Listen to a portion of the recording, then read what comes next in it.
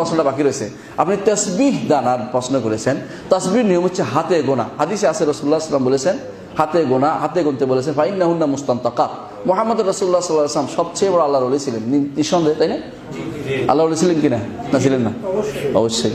তিনি জীবনে কোনোদিন তাসবিহ ব্যবহার করেন নাই, তাসবিহ দানা ব্যবহার করেন নাই। হ্যাঁ, সাহাবা কেরামের মধ্যে কেউ কেউ তারা গুটি দিয়ে ব্যবহার করেছেন, প্রমাণ পাওয়া যায়। অর্থাৎ এই পাথরের দানা এদিক সেদিক করেছেন, পাওয়া যায়। এই জন্য কেউ কেউ যদি করে আমরা এটাকে হারাম বলবো না, তবে উত্তম হচ্ছে না করা। উত্তম হচ্ছে হাতে গোনা। আপনি ভুলে গেলেও আল্লাহ কিন্তু ভুলে নেই, ঠিক না? আপনি বলেন যে আমি ভুলে যাই, ভুলে গেলে আল্লাহ কিন্তু ভুলে না আপনার। এই জন্য এক তাবেঈ দেখেছেন একজনকে এরকম গুনতেছে, তাসবিহ গুনতেছে, বলতেছে আমি তোমার একটা জিনিসের আমি নিতে পারবো, যে আল্লাহ তোমাকে একটুও কম দিবেন না, এবার আমি তোমার থেকে নিচ্ছি, ন্যাক কামের নষ্ট হবে না এটা গ্যারান্টি নিচ্ছি। তুমি তোমার বদ কামের গ্যারান্টিটা নাও, অর্থাৎ তুমি বদ কামগুলি গুনতে থাকো বসে বসে, কিন্তু ন্যাকটা গোনার দরকার নাই। আলহামদুলিল্লাহ, সুবহানাল্লাহ, আলহামদুলিল্লাহ পড়লে কাজে লাগবে। এই জন্য ইমানদারের কাজ হচ্ছে সবসময় গোপন করা। এটার মধ্যে একটা রিয়ার ভাব আছে। যখন এটা লোবে মানুষ বলবে যে আল্লাহ আল্লাহ, মানুষ দরবেশ মানুষ। এই জন্য অনেক সময় অনেকে গলায় লটকায় ফেলে, দেখছেন না? অনেক গলায় লটকায় ফেলে। অনেকে দেখবেন যে আমি একজনকে পাইছি দিয়ে কয়েকটা লটকাইছে, একটা দুইটা না। যদি ভুল করে মারা যান, আপনি ভুলের উপরে টিকে থেকে মারা যান, তাহলে আপনার মর্যাদা আর আবু তালেবের মর্যাদা একই রকম না। এই অভ্যাস ত্যাগ করতে হবে। ধরুন একটা উদাহরণ দিই, এই যে হজ করতে যায়, আপনি তসবিহ দানা নিয়ে আসছেন, মালা মালা মালা চিনেন, মালা কিনে নিয়ে আসছেন, তো সুবহানাল্লাহ সুবহানাল্লাহ গুনছেন আপনি। আমি বলি আপনাকে, এই মালা দ্বারা তাসবিহ গণনা করা, লাটরায়ের বিসি আর পাথরের কঙ্কর দ্বারা তাসবিহ গণনা করা কয়েকটা বর্ণনা আসছে, বর্ণনাগুলো জাল। তবে জাল বর্ণনা নাই এই মর্মে যে এই পাথরের কুচিটা, এই কঙ্করটা, মালার দানাটা কিয়ামতের মাঠে আল্লাহর সঙ্গে আপনার জন্য কথা বলবেন, এটা কোনো জাল হাদিসও নাই। তো 1502 নম্বর হাদিস, আবু দাউদ খুলুন, আল্লাহ রাসূল বলছেন আঙ্গুলের তাসবিহ গুনাহ করলে এই আঙ্গুলের গিরাগুলো আল্লাহর সামনে কাল কিয়ামতের মাঠে আপনার জন্য সাক্ষী দিবে। এবার কোনটা মানবেন? এখন বলছেন কি জানেন আপনি, যে যদি ভুল হয় মেশিন দিয়ে টিপচার গুনছে, মেশিন কাল কিয়ামতের মাঠে আপনার পক্ষে কথা বলবে না। আচ্ছা, রাসূলের যুগে বৃদ্ধ মানুষ ছিল না, তাদের ভুল হয়নি? আপনি কি করলেন তাহলে? সবই যদি ভুল হয়, আজীবন যদি ভুল করেন, তবুও আঙ্গুলেই তাসবিহ গণনা করতে হবে। উত্তম হচ্ছে আঙ্গুলে করা, হাতের আঙ্গুলে। নবী সাল্লাল্লাহু আলাইহি ওয়াসাল্লাম বলেছেন এতেদনা বিল আনামিলে। নবী সাল্লাল্লাহু আলাইহি ওয়াসাল্লাম তার স্ত্রীদেরকে বলেছিলেন যে তোমরা হাতের আঙ্গুলের জোড়গুলো দিয়ে কি করো? তাসবিহ করো। ফাইন্নাহুন্না মাসউলাতুন মুস্তানতিকাতুন ইয়াউমাল কিয়ামতি।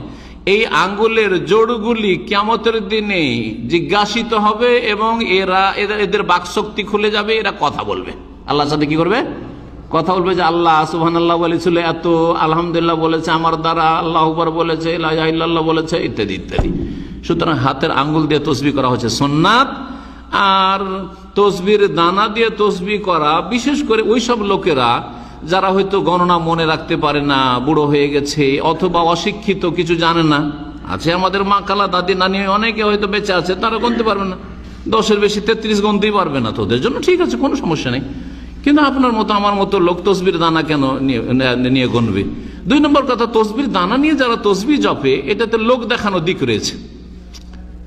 আপনি যদি যতই বলেন যে না, আমার তো নিয়ত নাই যে আমাকে লোকে দেখুক আর আমাকে খুব পরজি, খুব ভালো মানুষ বলুক তসবির দানা, কিন্তু যারা দেখবে তারা আপনাকে বলে যে লোকটা ভালো, সবসময় হাতে তসবিহ, সবসময় হাতে তসবিহ। বুঝতে পেরেছেন? তো এই জন্য রিয়াকারী, লোক দেখানো, অসৎ নিয়ত চলে আসতে পারে। শয়তানের চোরা রাস্তা এটা, শয়তানকে সুযোগ দেবেন না। আর এই তসবিহ দানা নিয়ে রাস্তাঘাটে ফিরবেন না। যেটাকে তাসবিহ বলা হয় থাকে, যেটা আমাদের মানে তাসবিহ মানে যেটাকে 100 একটা দানা দিয়ে একটা সংখ্যা গণনা করা হয় থাকে, মূলত রাসূলুল্লাহ সাল্লাল্লাহু আলাইহি ওয়াসাল্লামের হাদিসের মাধ্যমে এটি সাব্যস্ত হয়নি। এবং রাসূলুল্লাহ সাল্লাল্লাহু আলাইহি ওয়াসাল্লাম তাসবিহ বা তাকবীর বা তাহলিল বা তাহমিদ যেগুলোই করেছেন, আলহামদুলিল্লাহ, আল্লাহু আকবার, সুবহানাল্লাহ, লা ইলাহা ইল্লাল্লাহ ইত্যাদি যেই গণনা করেছেন, সবগুলোই হাদিস দ্বারা সাব্যস্ত হয়েছে। রাসূলুল্লাহ সাল্লাল্লাহু আলাইহি ওয়াসাল্লাম আঙ্গুলের মধ্যে গণনা করেছেন, হাতের আঙ্গুলের মধ্যে গণনা করেছেন। সুতরাং উত্তম হচ্ছে হাতের আঙ্গুলের মধ্যে গণনা করা। এটাকেই সালফে সালেহিন প্রাধান্য দিয়েছেন, এটাই বেশিরভাগ ওলামায়ে কেরামের বক্তব্য। সুন্নাতের অনুসরণ করতে চাইলে তাহলে আমরা হাতের মধ্যে গণনা করব, তাসবিহের কোনো প্রয়োজন নেই। অনেকে বলে থাকেন যে তাসবিহ যে একটি মালা দিয়ে গণনা, এর মধ্যে একটা প্রদর্শনের ছায়া চলে আসতে পারে, রিয়া আসতে পারে। এর মধ্যে রিয়ার বিষয়টি অবশ্যই আছে, রিয়া ছাড়াও আরো বিষয় রয়েছে, সেটা হচ্ছে মূলত এই ধরনের ইবাদত কি আদৌ এই মাধ্যমে করার মানে উচিত কিনা, এই বিষয় নিয়ে ওলামায়ে কেরামের যথেষ্ট মতপার্থক্য রয়েছে। শেখ বকর বিন আবু যায়েদ সহ শেখ আব্দুল আজিজ বিন বাজ রহমতুল্লাহ আলাইহি আরো অন্যান্য ওলামায়ে কেরাম, একদল ওলামায়ে কেরাম এটাকে বেদাতও বলেছেন, আবার একদল ওলামায়ে কেরাম বলেছেন যে না, এটা জায়েজ রয়েছে, যেহেতু এটা মানে মূলত শরীয়তের কোনো বিষয় না, এটা জাস্ট গণনার সাথে সম্পৃক্ত বিষয়। যাই হোক, এটি ওলামায়ে কেরামের ইজতিহাদ। তবে যেহেতু রাসূলুল্লাহ সাল্লাল্লাহু আলাইহি ওয়াসাল্লাম বিষয়টি আমাদেরকে জানিয়ে দিয়েছেন এবং রাসূলুল্লাহ সাল্লাল্লাহু আলাইহি ওয়াসাল্লাম আমল দ্বারা সাব্যস্ত হয়েছে হাতে গণনা, এটাই হাতে গণনা করাটাই সুন্নাহসম্মত এবং এটাই রাসূলুল্লাহ সাল্লাল্লাহু আলাইহি ওয়াসাল্লাম করেছেন।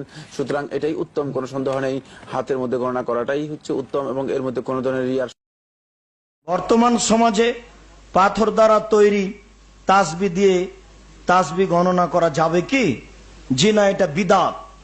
আঙ্গুল ছাড়া তাসবি দানা দিয়ে, পাথর দিয়ে, মেশিন দিয়ে তাসবি গণনা করা যাবে না, তা বিদআত। নিয়ে আসো।